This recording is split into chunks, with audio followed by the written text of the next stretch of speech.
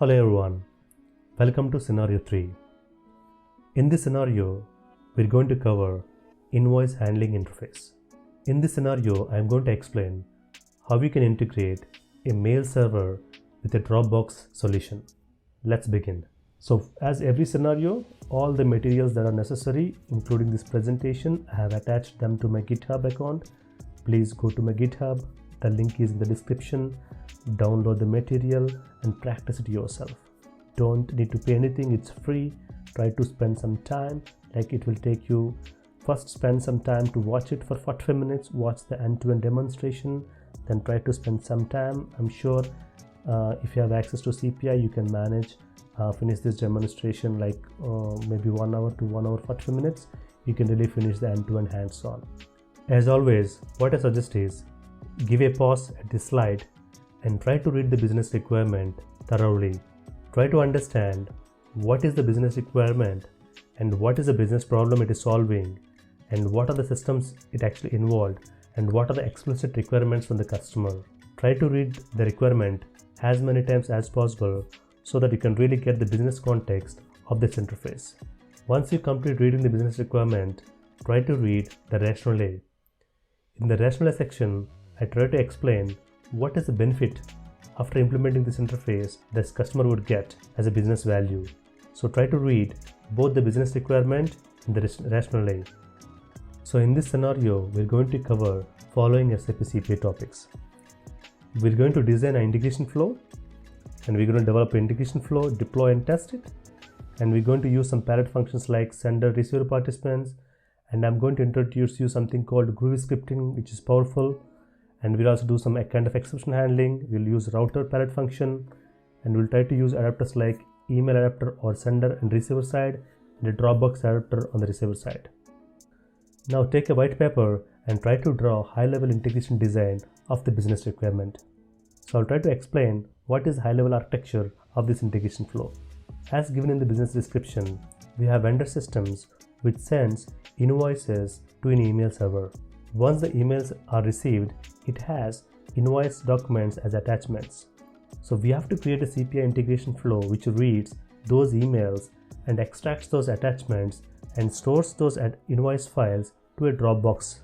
In the requirement, it was also mentioned we're going to get attachments as PDFs, XMLs, and zip files. So we have to store these documents to a DropBox account. And there is explicit requirement from the customer stating if there is no attachment to email, we have to send an email to support team. So that's what this exception handling is about.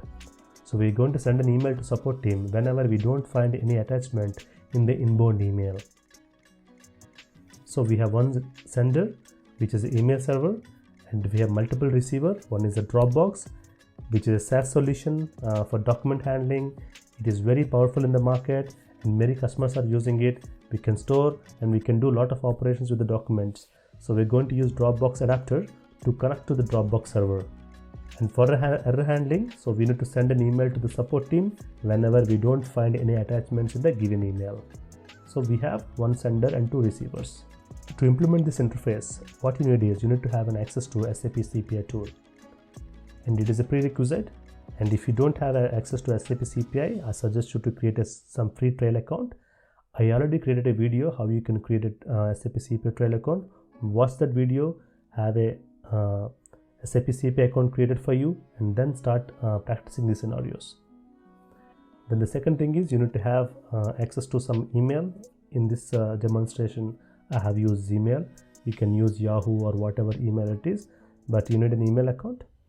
And you need to have access to DropBox. Please create an account in DropBox. It's free. You can use 2 GB limit. You can also use APIs. So please create an account to start this integration. And finally, I need an undistracted mind of yours. So keep away the mobile, try to watch it and try to practice it without any distractions. No social media, okay? From the implementation steps perspective, what we're going to do is we try to cover the sender side configuration, that is email adapter, and we're going to talk about the receiver side configuration, that is a DropBox, which is quite new in the market. And I'm going to explain you how you can create integration flow, what are the different steps you need to use like router, and I'm going to introduce you to Groovy Scripts, which is quite new and very powerful. And then I'm going to show you how you can deploy the integration flow to the CPI runtime. Then I will show you the end-to-end testing of the interface. In this video, I'm going to demonstrate how you can create the necessary artifacts in Dropbox. First, log on to Dropbox. Here, you can see the main dashboard of Dropbox where you can create different folders and files. As you can see in the screen, I created a folder called outoftheboxea. This is where I'm going to store all the files that are received from SAP CPI. Now, to integrate Dropbox with SAP CPI, you need to go to a different URL. It's a developer portal where you can create all the necessary configuration for Dropbox API. So in this screen, you can see you can create an app. For example, when you create an app, it will give you all the necessary details for API integration.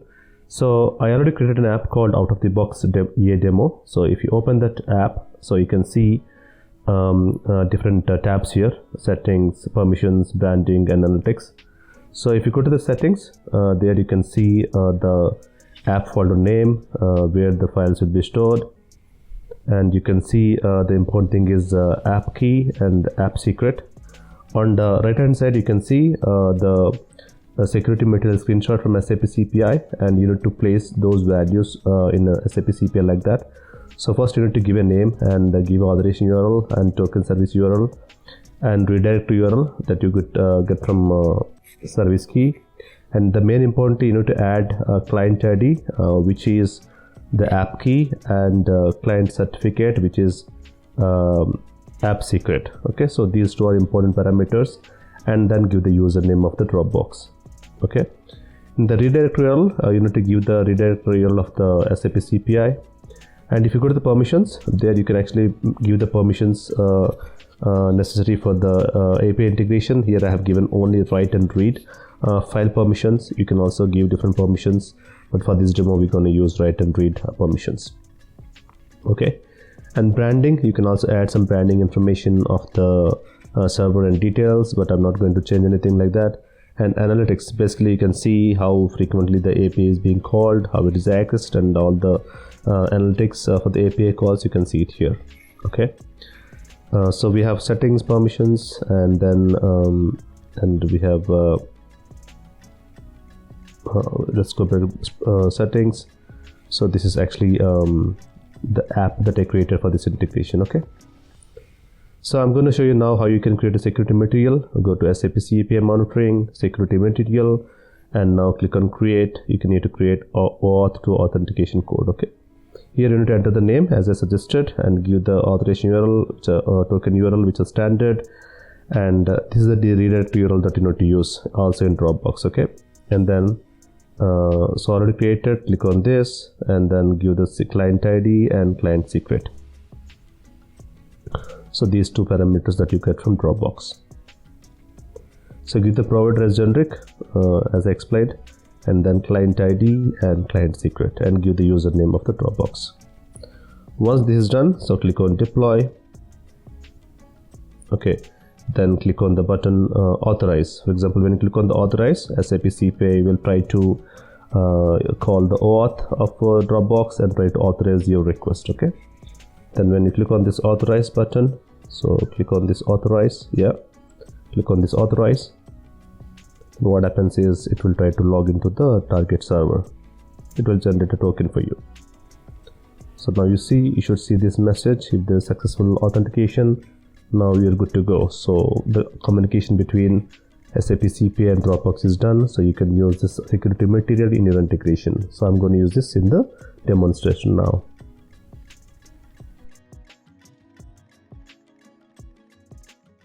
Now I will demonstrate how you can create an integration flow in SAP CPI. Let's now log into Integration Suite. Go to Integrations. Do you know, before you start creating any integration flow, what is the first object that you need to create? It is the package. You need to first create a package. So this is the package that I already created, Scenario 3, Vendor Information Lookup. Let me open that. Inside the package, you create all the integration artifacts. For example, if you go to the artifacts, we have two artifacts. One is the integration process, the other one is script collection. I will explain each of these in the coming demonstration. Let's now open the integration flow. If you want to create an integration artifact, so click on the edit of the package. Then you can add different types of artifacts. For example, you can create data type, functional libraries, integration adapter, integration flow, message mapping, message type, APIs, script collection, and value mapping. In this demonstration, I created one integration flow and also a script collection. So you can see them here, okay? So integration flow and also script collection. Let me open the integration flow. Okay, so this is the integration flow that we're going to cover for scenario 3. I'll just briefly explain what is what. As you can see, we have 3 participants, one sender participant, that is a vendor email server, email system. The other participant is support email server. The other participant is DropBox invoice store. So we have one sender and multiple receivers. Okay, so when we get an emails from email server, then integration process reads those emails, then extracts the attachments from the email based on a condition. For example, if the email has an attachment, then it will store the attachments to Dropbox. Here we have this step, the script step, which is also a Groovy script, basically to set the path in the Dropbox. If there are no attachments in the inbound email, then what it does is it sends the email to the support team that this email misses the invoice documents, please check. So this is the overall integration process that we are going to cover now. Okay, so let's click on edit. Basically, I'll show you what are the artifacts that you need to add. Let's start with adding a sender participant. Okay, for example, you can add a participant by clicking on this participant's palette function. Click on the sender. Okay, then give it a name. Basically, you give it a name as vendor email system. So when you make a connection from sender to the start event, it will ask you for adapter. In this case, we are reading an emails from email server, which means we have to use a mail adapter. So basically, I'm using a mail adapter. Then the protocol is IMAP4, and there is no message protocol here. There is only transport protocol. Okay, and in the connections, so I have set these parameters there. To read the emails, so we have to use IMAP protocol, right? So this is imap.gmail.com.993 is the port. Okay, and I'm using Gmail here for the communication. So I have used a Gmail address here.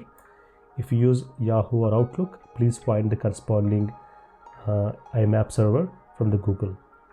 Okay, then proxy type is internet, and I have given a default time of 3000 milliseconds.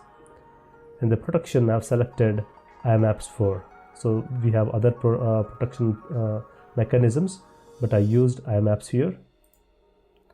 Then the authentication, basically I used encrypted user ID password, and have given the credential name here, which is Gmail authentication.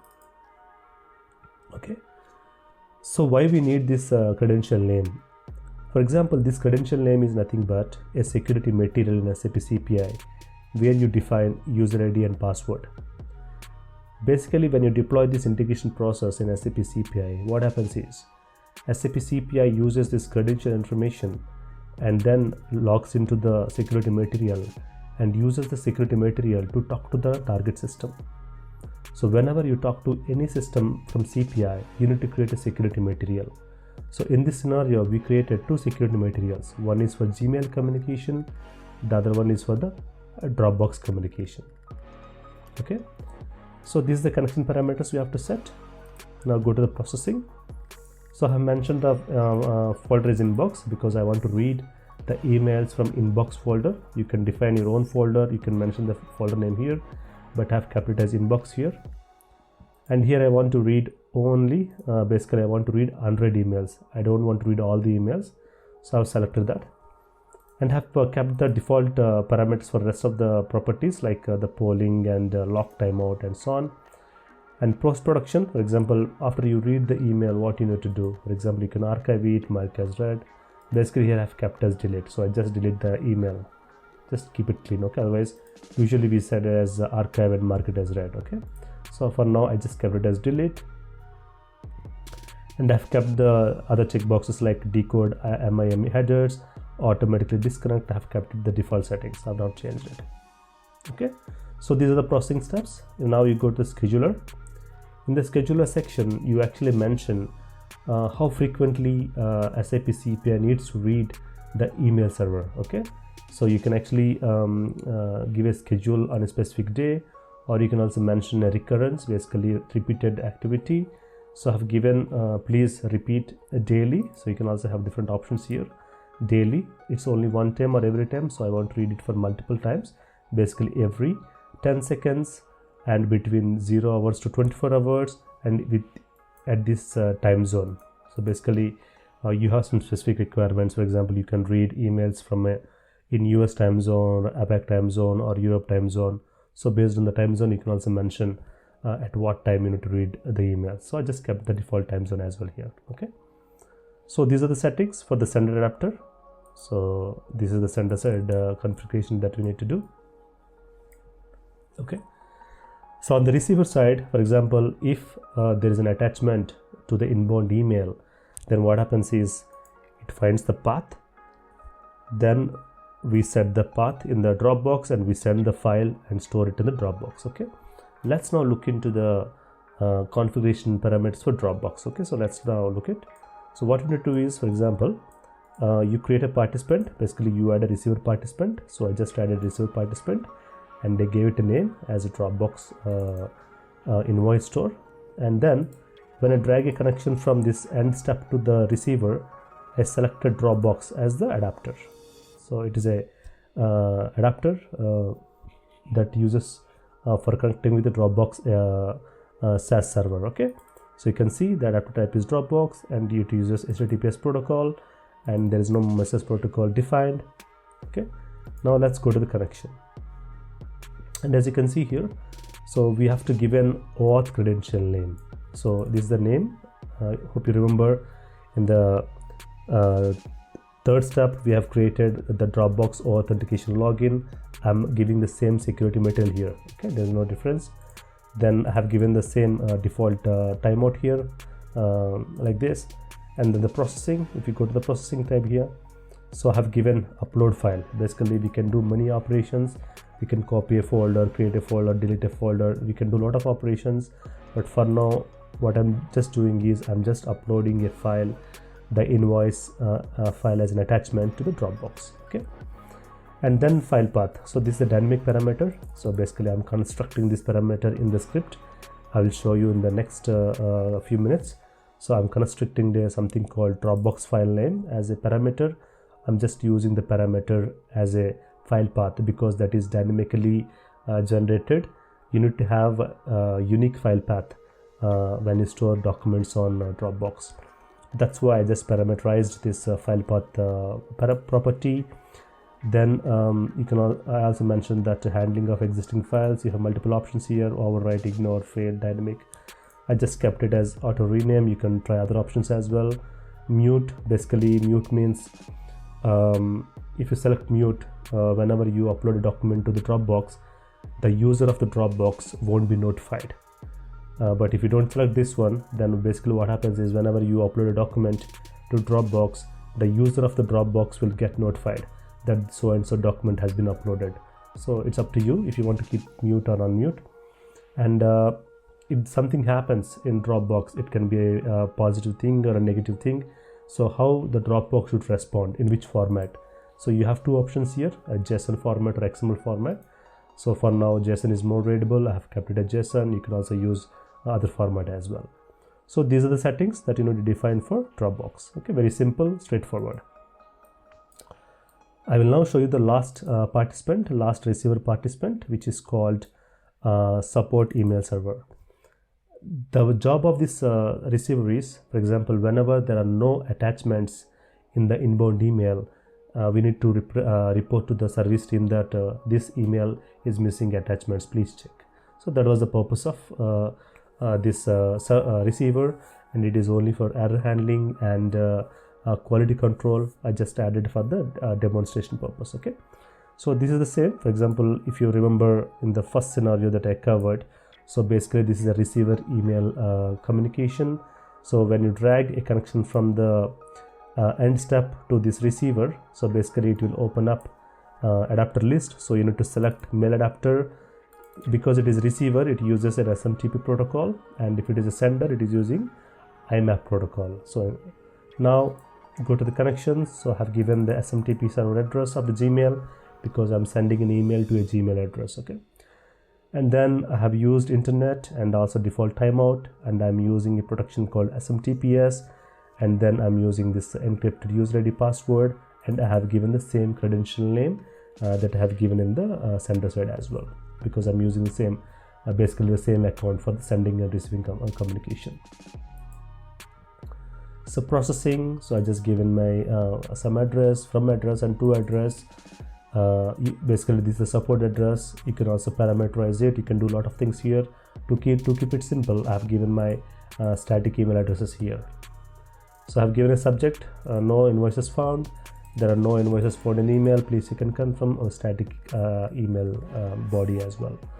And then I've kept as body mime as text plain, and also body encoding as UTF-8. They are default settings. We don't need to change it for the demo purpose. Security, nothing changed. So these are the settings I have given in the receiver side. Okay. With this, we completed the sender, one sender and two receivers configuration, one sender emailer configuration, one receiver Dropbox configuration, and one receiver email configuration. Okay. Now I'm going to talk about the actual integration process. It is pretty simple. As you can see, it has only 3 steps in it, but it has something new. Basically, we are talking about we are going to talk about Groovy Scripts, which is new, and I'm really happy and excited to present this feature in SAP CPI. Personally, I like Groovy Scripts. They're very powerful. You can really build simple to complex logics in SAP CPI. You can really take your SAP CPI development to the next level, and you can extend a lot of things by using Groovy Script. So I'm going to touch upon some Groovy Scripts concepts, how you can create Groovy Scripts, how you can use them, how you can manipulate the data in the integration pipeline. So we'll cover all these topics. Okay, so let's begin with integration process. So the middle box, this is where the actual magic happens. This is the place I like the most. You can really build innovative integration solutions to really address the complex problems of your customers. Okay, the problem we have is, so now as customer business requirement states, so we get emails from the different vendors, and those emails would consist of invoice documents as attachments. This integration process should read those emails, extract those attachments, then store those attachments to the Dropbox. So that was requirement. Okay, so for this purpose, what I've done is I have used a Groovy script. So basically I created a Groovy script for this. So example, what you need to do is here, go to this transformation script and Groovy script. Okay, so then just add one step, Groovy script. When you add that, give it a name. Basically I just given a name like extract attachments. Then in the processing step, basically you need to select the script that you want to execute when this steps gets executed in the SAP CPI runtime. Okay, so basically you need to select a script from the list of scripts that are available.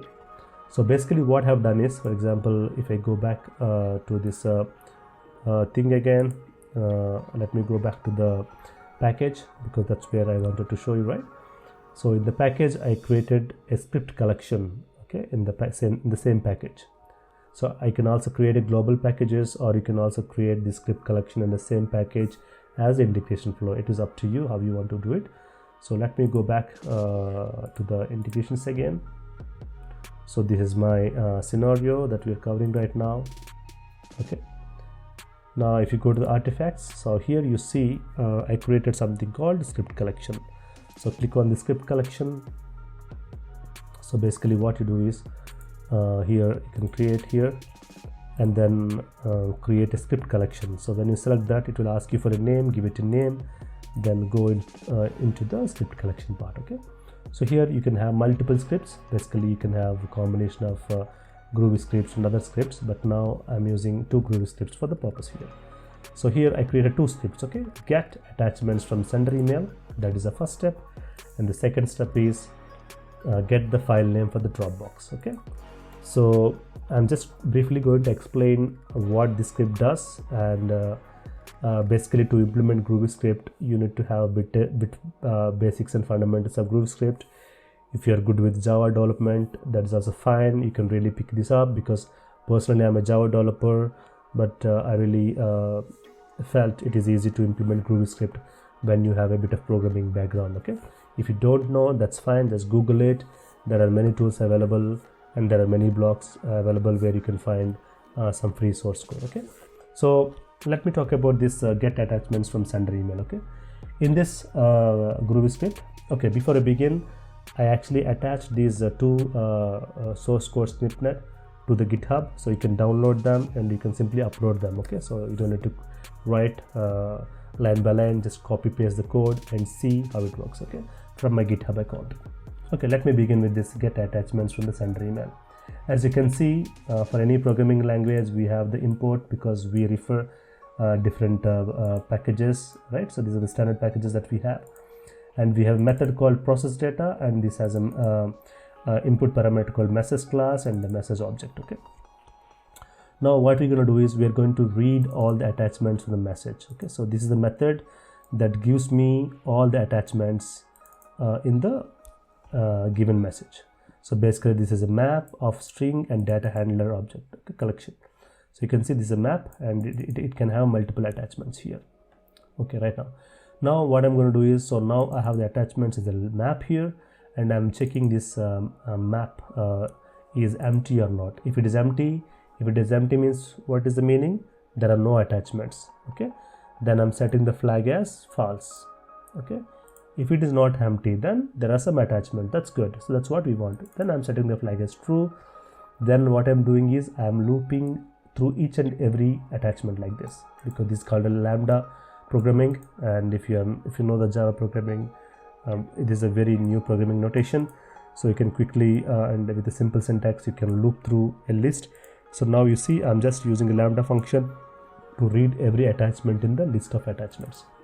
So once while I'm reading those attachments, what I'm doing is I'm checking the type of the content. For example, if the content type is PDF, if the content type is XML, if the content type is zip. Why I'm reading this? Because I want to set some properties called extension, because I want to set the file extension when you store the data to Dropbox, and I also need an attachment name, the file name, to store the data to the Dropbox. So I'm just reading the content, then basically I'm adding these 3 values to the message again. So I'm setting the body as attachment and setting the property like extension and another property as attachment name. Okay, so you can set any custom properties like this. For example, I have used extension here, I have used attachment name here, and I also used has attachments flag. So I have set 3 parameters to the message. So you can set any number of parameters here. Okay, so this is pretty simple. Simple copy paste of different blocks. One is for PDF, the other one is for XML, the other one is for zip file. Okay, because we are handling 3 different files. If you read the description or the business requirement, you see we are only handling PDF, XMLs or zip files. Okay, so once everything is done, I have set all the properties, then I'm just simply returning back the message object to the SAP CPI runtime.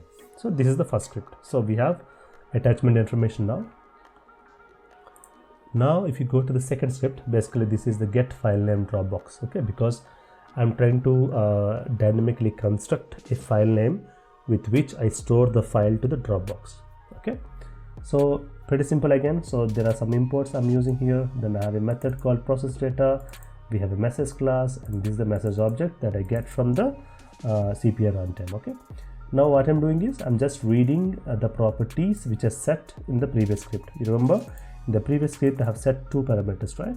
Extension and attachment name. So I'm reading those parameters here because I need these values to construct a file name. You see, I'm just constructing a file name.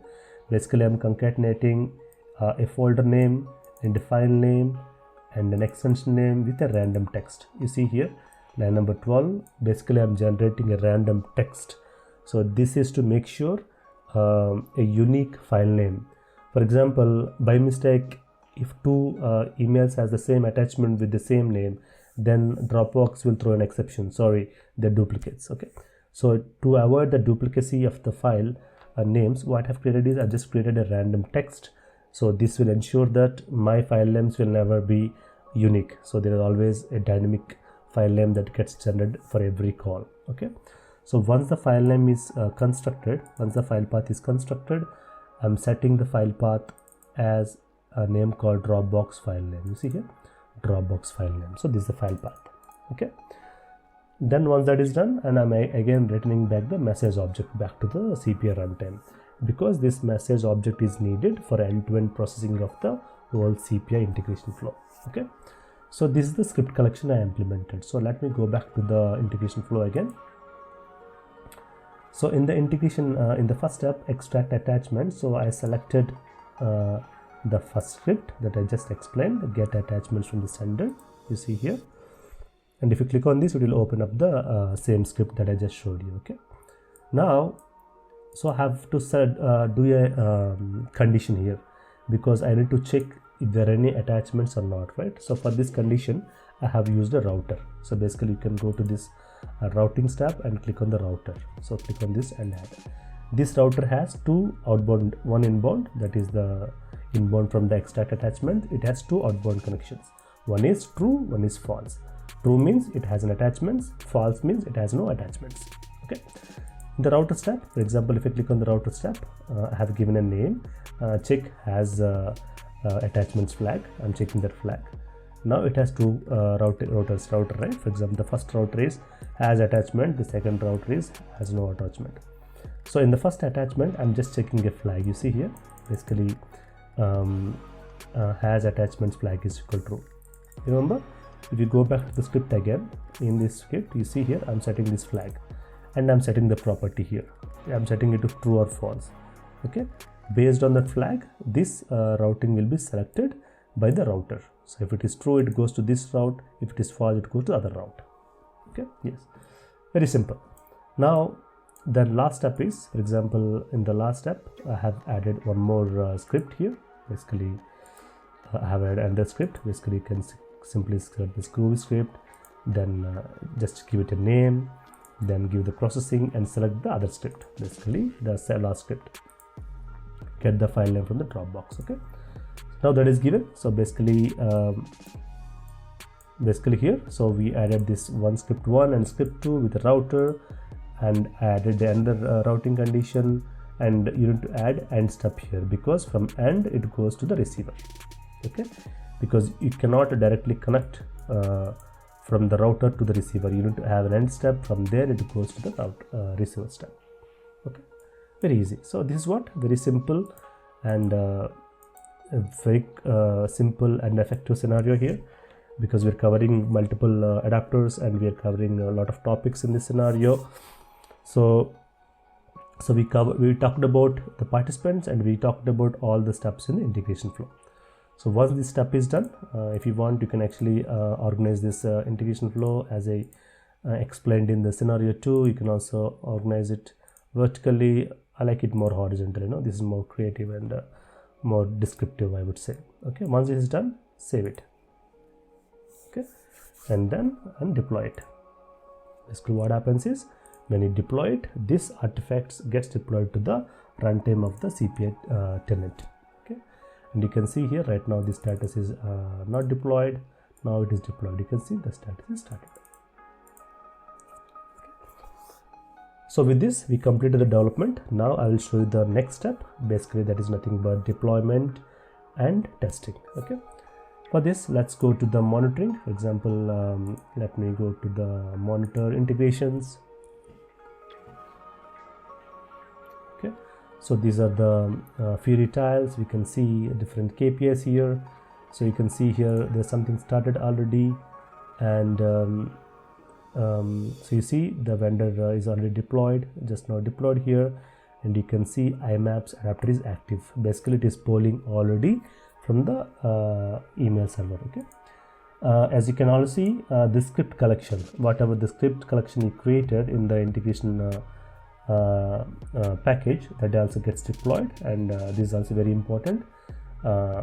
Basically, for example, after you create that script collection, you have to save and deploy, just like you do for this for the integration process. Very important. Without deployment, the script is not available to the runtime. Okay. When you use the DropBox, basically it also gets deployed in the background, so you don't need to do this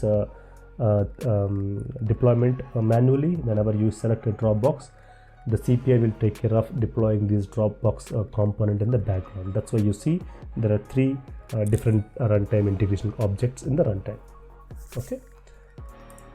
Now, so I think last time I already explained. For example, if you want to know and see more information of SAP CPI, you can set different log levels. By default it is info. You will see a very high level information, but if you have any challenge, right, for example, if you have some error, or if you want to troubleshoot something, or if you want to learn something more what is happening in the background of camel components, then you can set trace. That is the highest level of log level, where you will get a lot of information, but SAP CPI will allow you to run the trace level only for 1 hour or a very limited period, because when you set the trace level log level to trace, then it creates a lot of log files in the background. If you have a lot of log files, it actually occupies a lot of memory at the tenant level. This is the reason why there's a limitation of the time how long you can set the trace level. Try not to do it in production systems, do it in dev and quality, but if you need it, production is also fine, but only for limited time. Okay, this is very important. Good. So now I will show you how we can test this scenario in the real time. Okay, I will try to show you how we can test this interface. Okay, for this demonstration, for this testing, I created a zip file and an XML file and a PDF file. What I'm going to do now is I'm going to send 3 emails with 3 attachments. Okay, attachment 1 and attachment 2 and attachment 3. Then the expectation is that once the email is received in the email inbox, the CPI would pick them up and read them and extract the attachments and store it to the DropBox. Okay, that was the expectation. So let me go back to the DropBox thing again. For example, this is a DropBox. As you can see, I don't have any files at the moment, so this is the DropBox folder we have. Okay, so let me log into Gmail. So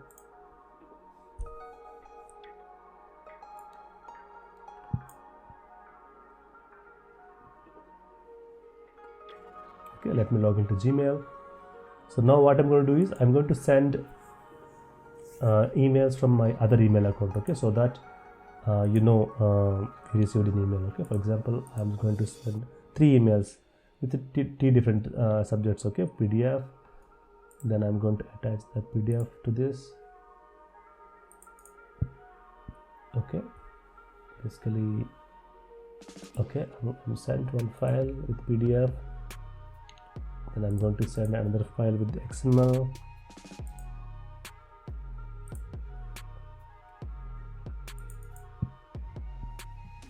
Okay, I sent an XML email as well.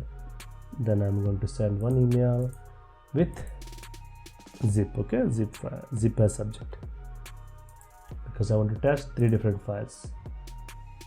I mean 3 different types of files. Okay, so I've sent 3 emails with 3 different types of attachments. Then finally I'm going to send one email with no attachment.